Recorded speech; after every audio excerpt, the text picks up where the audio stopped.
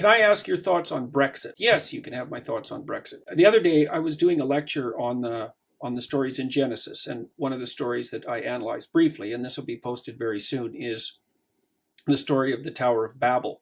And I've been very curious about that story. It comes after Noah's flood myth in Genesis. What happens is that human beings get together and they decide to build a massive building.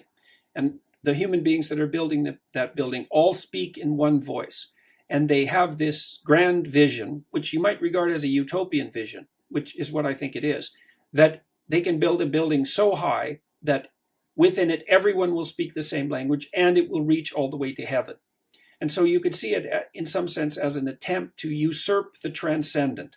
I kind of read it as an early precursor of the story that Milton told in Paradise Lost, where Satan, who's God's highest heavenly angel, and who's Lucifer, the brightest light in the psychic hierarchy, you might say, and the spirit of untrammeled rationality, decides that he can wage war in heaven and overcome God, overcome the ultimate in the transcendent value. And I read that as a cautionary tale about the pride that goes along with intellectual presupposition, and the same pride that produced the totalitarian states of the 20th century.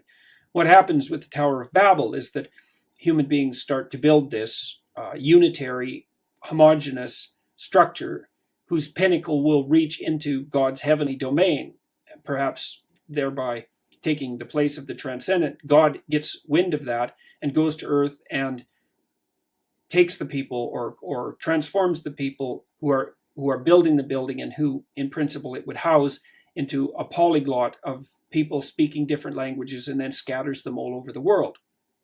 Well, what I think that means is that if you try to build a homogeneous totalitarian structure that usurps the transcendent, it will begin to badly fragment from within.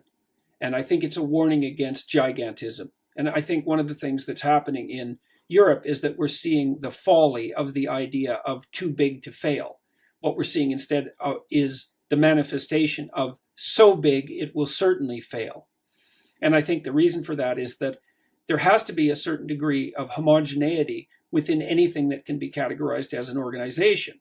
If the degree of heterogeneity within the organization becomes too extreme, and if the organization becomes too large, then it's very difficult for people to feel any affinity with it. They're going to fragment back into their subsidiary identity groups, and those might be national groups, for example, which seems to be what's happening in Europe. And then the whole thing is going to fall apart. And I have some sympathy for that, because I think that it's necessary for human beings at an individual level to feel some sort of affinity for the power structures that they find themselves in. And maybe being 1/300,000,000th of an entity is to be too much of a non-entity to feel any real affinity for that structure. So that's part of what I think is happening with regards to Brexit.